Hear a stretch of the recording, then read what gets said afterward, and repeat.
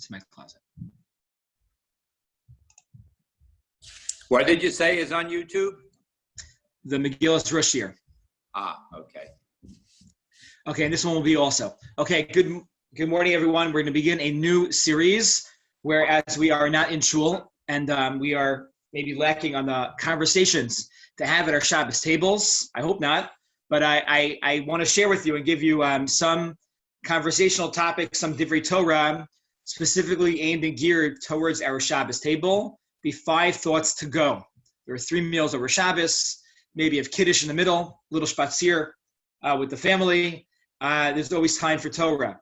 So 5 Divrei Torah. This week will be 1 on Sfiras HaOmer, 1 on Pirkei Avos, and 3 from the Parsha. And if we have extra time, we'll throw in an extra one for free. But we'll see if we have time. So this is one of my favorite ideas regarding Sfiras HaOmer.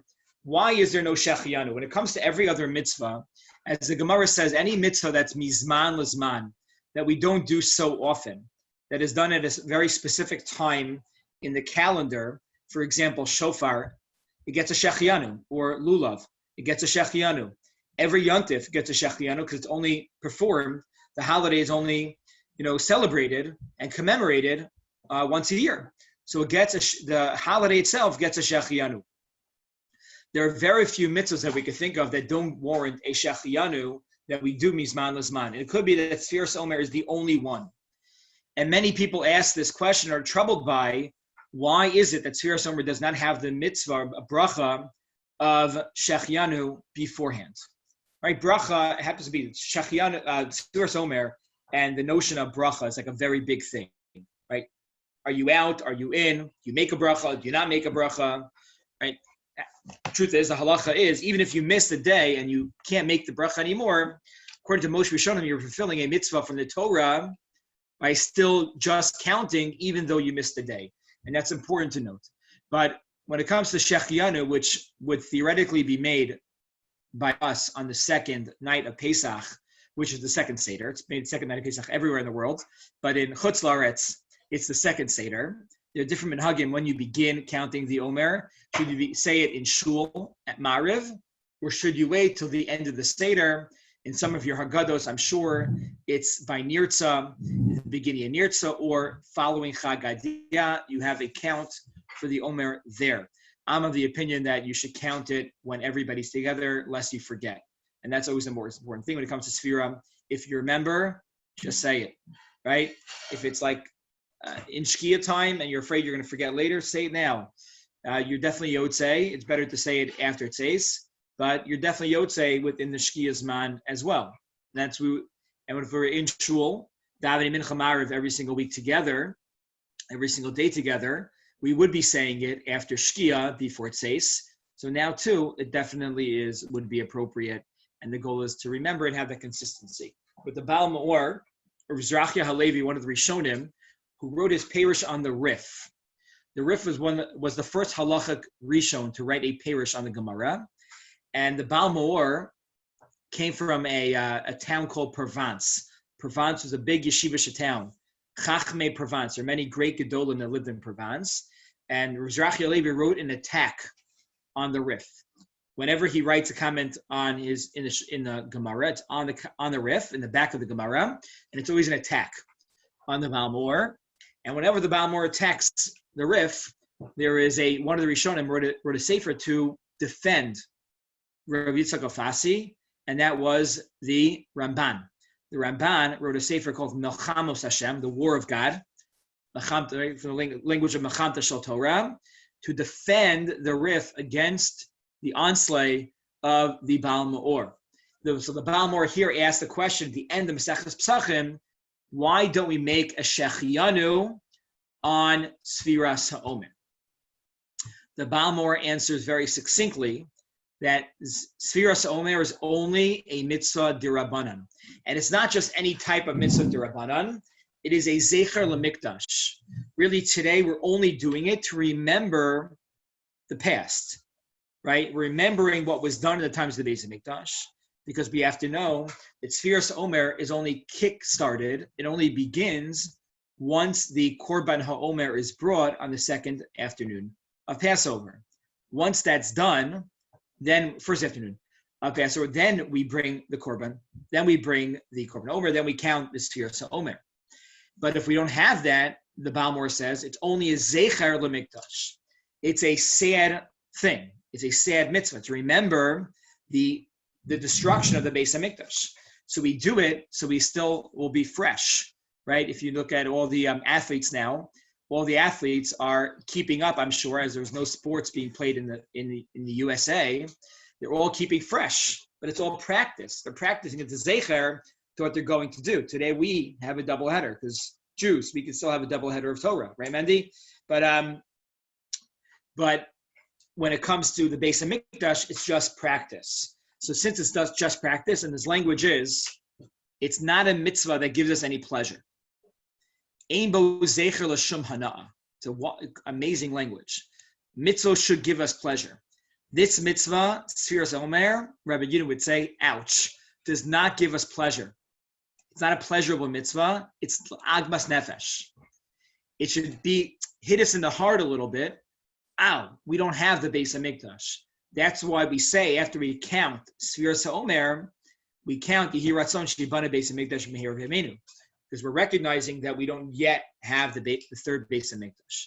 That's the opinion of the Balmor. Rabbi Soloveitchik had a beautiful, way of understanding a different understanding of the Balmor. Different understanding of the question of the Balmor. The Balmor asked, why no Shechianu? So the Rav said, when do we make a Shechianu? What's the goal of the bracha of Shechianu? He says, a Shechianu is only said over a mitzvah that is done right now, and it's completed right now. Right? I blow shofar, I did the mitzvah, I heard the blast, I'm done. I shook the lulav, I am done. I completed my mitzvah. The ends and the means is all right now.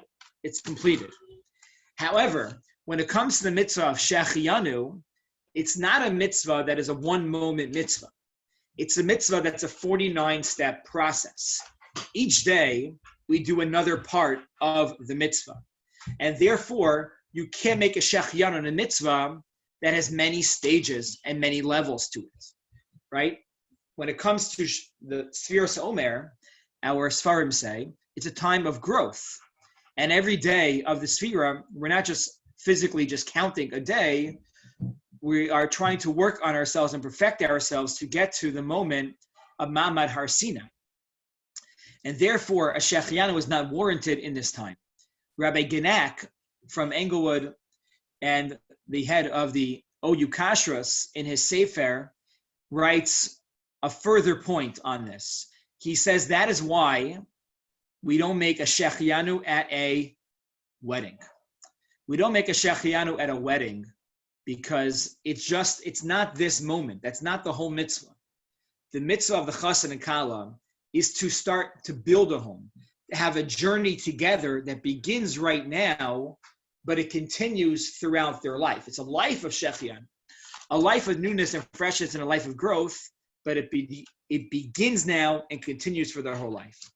And I want to say also, when it comes to a bris milah, somebody just called me yesterday, somebody not from our community, they had a baby on Shabbos last week, and the bris is going to be on Shabbos, right? So the Moel's walking in, it's in Teaneck, so Dr. Jerry Friedman can walk in for the bris, and it's the husband and wife, the baby, and Eliyahu and Avi. It's a 5-person bris, right? He says his parents can walk in, they can be outside on the window. It's amazing. It's amazing what we're going through. So, right, so he can't even get a Zoom. It's hard. So at a bris, we don't make a Ashkenazi. Sephardim do make a Shechianu. But I want to say that also, we don't make a Shechianu in Ashkenazi bris. Why is that? Because we say, Tegadlo l'Torah, u'lechuppah, u'lemasim tovim. This is one moment in time. It's a very important mitzvah, but it's part of a bigger picture. And since it's part of a bigger picture, we don't make the Shechianu right now. That is idea 1 from the Baal Me'or and Rabbi Soloveitchik. Moving on to thought number 2. This comes from the Imrei Baruch. The Imrei Baruch is one of my Rebbeim, Rabbi Baruch Simon. Where am I going to start here? So we'll start with the following. We are noheg minhagei sfira, by the way. We all should know. It was in the email yesterday. You may not have read it. You can get a haircut tomorrow. The last time this happened was 9 years ago. But since it's Erev Shabbos and Erev Rosh Chodesh, right? Since it's both of those, right? It's a double team, double whammy. It's double simcha. You can get a haircut on Erev Shabbos tomorrow. Not tonight, but tomorrow you can get a haircut. So, but we're noheg minhagei sfira because of Rabbi Akiva's students that died. So Rabbi Simon shares a very interesting medrash that gives a slight different wording to this, to what happened. And he says the following: what was so bad about these people, these students of the Talmud, and what did they do wrong? So he says, I'm going to see if I can find the language in here. Amar lahem harishonim lo mesu ela mipnei shehaisa ineim tzara b'Torah. Why did they die? Because they had tsaras ayin. Tsaras ayin, it's hard to define in English. I think it's even a Yiddish word, tsaras ayin. Narrow-mindedness, the inability to share, the inability to give over to others, and the feeling that I just want to keep everything on my own, and I don't want to give to others. Somebody said is somebody raising their hand? Was that by on purpose or by accident? I'm raising my hand. Okay, Jules, what do you want to share? Yes. Yeah, in Hanukkah, we make a shechiyanu, and yet it's for 8 days. Okay, so how come we make a shechiyanu? Each day was a new miracle. That's a great question. Each day was a brand new miracle. It was supposed to last for just one day. Every day within itself that it lasted another time was a new miracle. That's why, but only the first day gets a shechiyanu, because it's a new moment in time, not every day. Oh, so you're saying every day she got a shechiyanu. It's a good, fair question. We only do it once because it's a new miracle every day, but the time is the mitzvah. Okay. So what was wrong with Rabbi Akiva's students? They had tsaras ayin. Tsaras ayin. This is selfishness, not arrogance, but I don't want to share with others. I want to keep everything for myself. It happens to be the Gemara in Erchin tells us that tsaras, one of the causes of tsaras is tsaras ayin. And he says that we look at tsaras ayin sometimes only in the world of gashmias.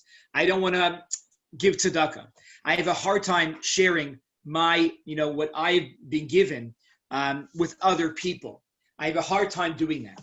But he says, this is what happened to Rabbi Akiva's students. They wouldn't share. They had tsaras ayin. They wouldn't share their Torah with their chavrusas, with their friends, with their chevra. And that caused this destruction, this avdon v'kilyon amongst Klal Yisrael. What's fascinating is, I'll share with you a beautiful mission now. We're at the second parak of Pirkei Avos. Rabbi Yochanan ben Zakkai had 5 students. Before he had 5 students, he taught the following Mishnah. In Lamadat Torah harbe, al tachzik tova liatzmecha. If you learned a lot of Torah, it's a beautiful word. Al tachzik tova liatzmecha. If you learned a lot of Torah, al tachzik tova liatzmecha literally means don't pat yourself on the back. Why? Ki lekach notzarta, because that's why you were created. However, Rabbi Simon quotes one of the Rebbes that says the following. Al tachzik tova liatzmecha. We say in Shabbos morning davening, Ki lekach tov nasati lachem, Torasi al ta'azovu. Torah is called tov. And now plug this back into the Mishnah. In lamadata Torah harbe. If you learned a lot of Torah, al tachzik tova liatzmecha. You can't keep the Torah for yourself. Ki lekach notzarta. We were created to share the Torah with others. You heard a beautiful word? Call up your son. Call up your daughter. Call up your friend. I want to share this with you. Tell your wife at the Shabbos table. Tell your children. Tell your grandchildren. Hey, God, ki lekach notzarta. We were created to share the Torah with others. And then the Mishnah continues and says that he had 5 students. 5 students, we're not going to get into who they were and their personalities. And he asked each one of his students, tell me what is the most important midah that we should have in this world, that we should attain. So one said a ayin tova, a good eye. Another said a good neighbor, a good friend, looking into the future, have a perspective in life. And the last one was Rav Elazar. Rav Elazar said, what's the most important midah? Leiv tov. They have a good heart. And Rabbi Yochanan ben Zakkai said that Rav Elazar ben Aruch, the last opinion, was correct. And not only was he correct, but Leiv tov includes all the other midos that all of his other students said. Rabbi Simon says that it's not by accident that these two things come together. Rabbi Yochanan ben Zakkai was the one that taught us that you have to share the Torah with other people. That's number one. Number two, his prize student, who was greater than the other one, said Leiv tov. You have to have a good heart. Good heart means to give to others. He says it's the opposite. It's the opposite of tzaras ayin. Tzaras ayin is to hold and hoard for ourselves, to keep, and Leiv tov is to give, to have an open heart, to share with others. And what's fascinating is the gematria. It goes through Pinchas Friedman, who is one of the Belzer Roshei Kollel in Eretz Yisrael, his beautiful svarim on Chumash, who writes like this: what's the gematria of Leiv tov? No, what's the gematria of Leiv tov? Leiv is 32. Tov is 17. So Leiv 32 plus 17 is 49. Those are the 49 days of the Sfira. But even better, Leiv, right? Leiv is 32. When did Talmidim stop dying? On day 33. Only when the Tov began. Only in the days of Tov. Leiv is okay. Like, we all have a heart. But what do you do with your heart? You can have a Leiv Ra. You have a Tzaras Ayin. You can have a Leiv Tov. So only when the Tov began for Klal Yisrael, the 33rd day in the Omer, that's the Talmidim finally learned that lesson of Tzaras Ayin. They began to share again, and that's when the Talmidim stopped perspiring. Who brings down the Leiv tov? That is Rav Pinchas Friedman. He's a Belzer Rosh Kollel in Eretz Yisrael today. He's live today. Okay, moving on. Number 3 from the Parsha. One question that we can ask on the Parsha, we had Parsha Shmini last week, which discussed the tragic story of Nadav and Avihu. It also had the building of the Mishkan. Finally, the Mishkan is resting amongst Klal Yisrael. Then we have Kashrus at the end. We have a little bit about childbirth. And then we have 2 parshios basically dedicated towards Saras. What's the order here? Why is Saras coming up now? How is that relevant? Especially in light of the fact that Vayikra is really Korbanos. So what does this have to do with Korbanos? Is it just the point that a Metzora brings a Korban at the end of the day? Like, what's the connection here? So I have 2 perspectives here. One is from the Ramban. The Ramban writes very simply that the book of Vayikra is Torah's Kohanim. And again, this is a question, ask this at your table, and I'm sure you're going to get so many different, different answers. Why is it connected to, it goes from kashrus to childbirth to tzaras? Like, what's going on here? So the Ramban says very practically that the job of a Kohen was not only to bring korbanos in the Beis Hamikdash, but it was to render hora'ah, to give psak to the Jewish people and to teach Klal Yisrael Torah. And part of their responsibilities was to make determinations over people about whether they have tumah tzaras or not. Are they a Metzora? Are they not? Is this tzaras? Is it not tzaras? So it's coming after all the other functions. It's another function of the Kohanim in the Beis Hamikdash. That's the Ramban. That's the answer to the Ramban. It's a very functional part, and it belongs in the Mish. It belongs here in Vayikra. The Sforno quotes this in the beginning of at the end of last week's parsha, in the beginning of the halachos of kashrus, and it's a very long piece. I'm going to summarize it with the following. The Sforno writes, if you look at the progression of the Torah, right, what happens? You have Matan Torah, amazing, the most important seminal moment in Klal Yisrael in Jewish history. Then you have Chet Egel. They lose it all. And now he writes, what happens after Chet Egel? The Jewish people are in recovery mode. sometimes, right, your computer is going bad. It's in safety mode. It's in recovery mode. To the Jewish people in recovery mode for a long time. There was a give and take. There was shuvah, there was davening, there was tefillah, there was tzedakah. Things changed, right? According to Rashi, they had to bring a mishkan. They didn't need a mishkan beforehand. Things changed. And he writes, after the Jewish people lost their status, their spiritual status that they acquired in Matan Torah, they needed to get back. They needed to get it back, right? And he sees that's what's happening now. He sees it as a progression. What's happening now? The Sforno says, they needed a Mishkan. Great. When did the Mishkan finalize? When did it concretize in this world? The beginning of Parsha Shmini. That's what happened at the beginning of Parsha Shmini.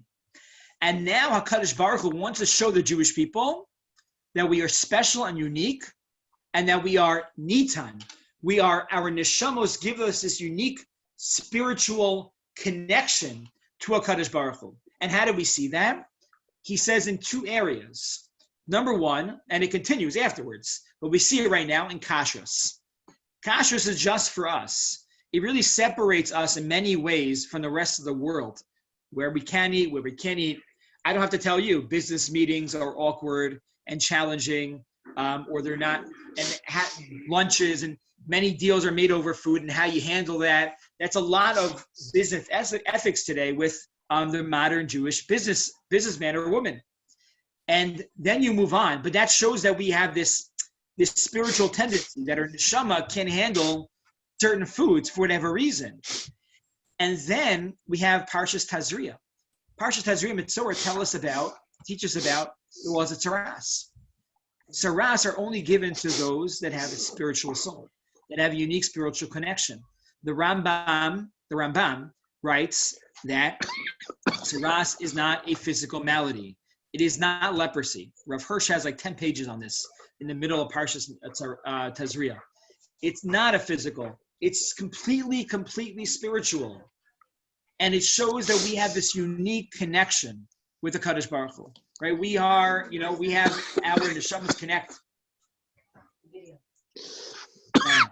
straight up to Shemayim.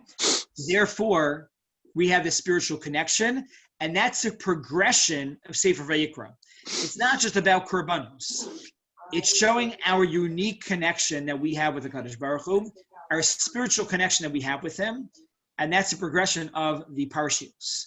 It's a very powerful parsha from that perspective. We don't have it. We don't have it because we're not living in that time. We don't have this. We can't appreciate it as much. Number 4. Moving on. Number 4. I saw this Orach Chaim and I was really blown away. This Orach Chaim here has a lot of modern psychology thoughts. And you could ask the question, the introduction to the mitzvah of tzaras, or the whole process of tzaras, is the following pasuk. Adam ki hiya be'or besaro esos apachas, o baheres vaya be'or besaro lenega tzaras, v'huva Aaron HaKohen, L'cham Yibanav HaKohanim. So when a person has one of these lesions, one of these inflictions, they have to bring it to Aaron HaKohen. The pasuk says, "Or bisaro," on the skin of their flesh.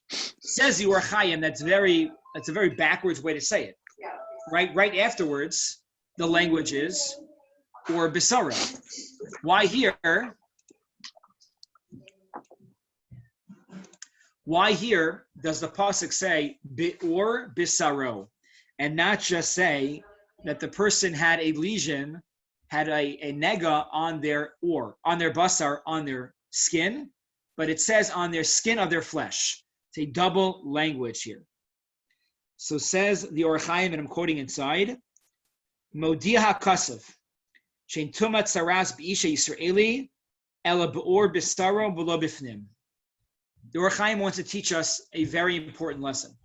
He says to teach us that the nega tzaras does not affect our insides, does not affect our pneumius of who we are as people.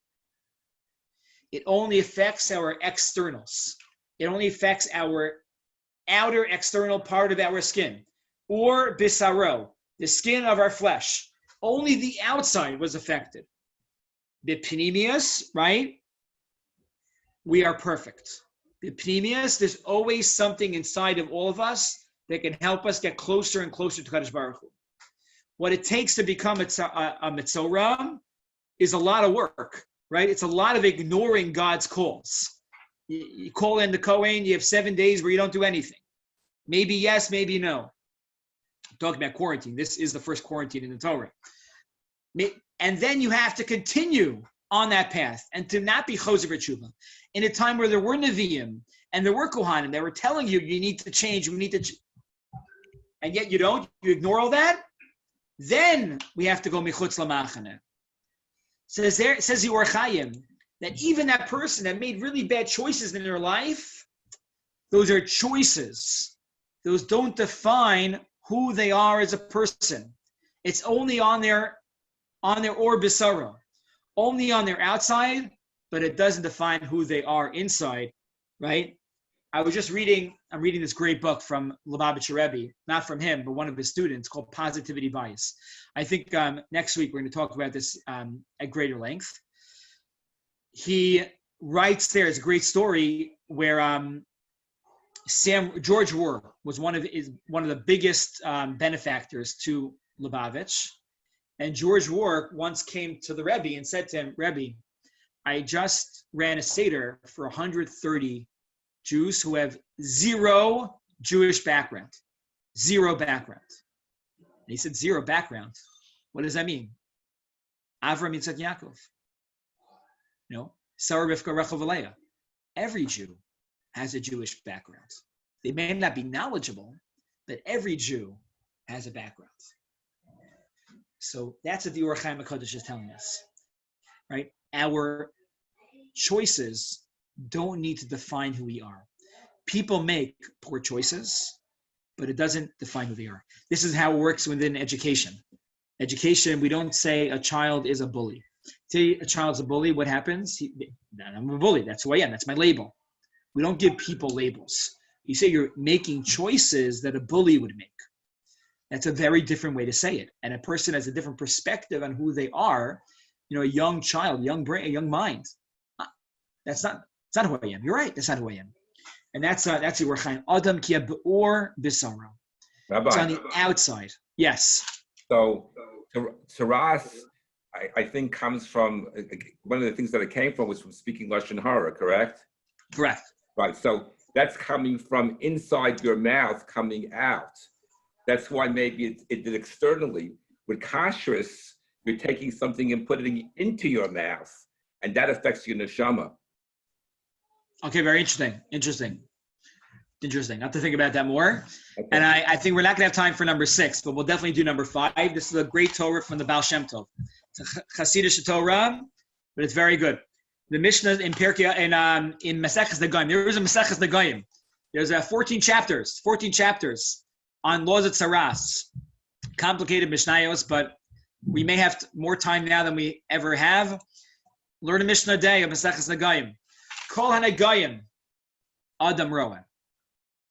Literally means any nega a person can see, chutz mi except for their own negoim. This Mishnah, truth is, it's only referring to a Kohen. The Mishnah halachically is referring to a Kohen, that a Kohen is allowed to look at any other negoim of other people, right? You'd have the Kohen in speed dial.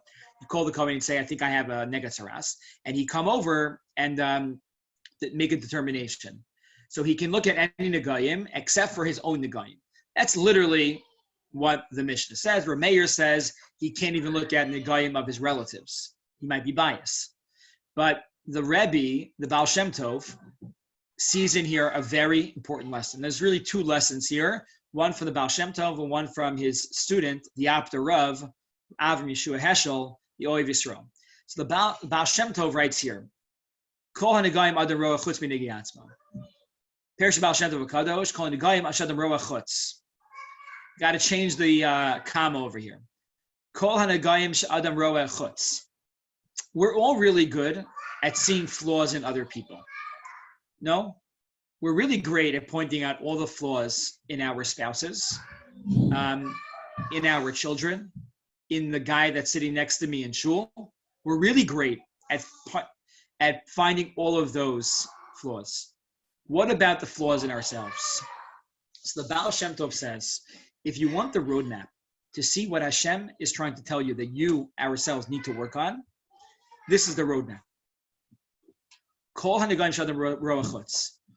negativity and the mistakes and the failings that you see in other people, right? This comes from our own personal negaim. This comes from our own personal mistakes. And Hashem says, the Baal Shem Tov was saying, that if we see these in other people, it must be because this is what we need to work on ourselves. Whatever we see outside, it's projected onto, it could be they have the same mistake. It's not a problem. But Hashem makes us see it, puts us in the position to see it, to dafka, say, hey, Markowitz, you need to work on that. That's something that you need to work on. You keep seeing that in other people, it's something that you need to work on yourself. And that's why the Mishnah Gemara says, Kol posel, the mumo posel. Anyone that apostles somebody else and says, oh, this is why this guy is no good, this girl is no good, it's really been mumo posel, it's really on you. It's really on you. And we'll stop here with the Baal Shem Tov. Maybe later we'll discuss the Ov Yisrael, but that's a beautiful way. So we discussed 5 different thoughts. Number 1 is, why is there no Shechianu at Siras Omer? Number 2, Leiv Tov, the progression of the days of the Omer. And we discussed the Seder Parshas, why does Metzora come here? Number 4 is, be careful with our words, Yor Chaim HaKadosh, or Bisaro. We're so careful the way that the Kadosh Baruch Hu words that in the Torah. And number 5 is, what do we need to work on? How do we know that? I wish everybody a great day, and you should be healthy. We're going to see it 1 second, Claire, and we'll see everybody at 11:30.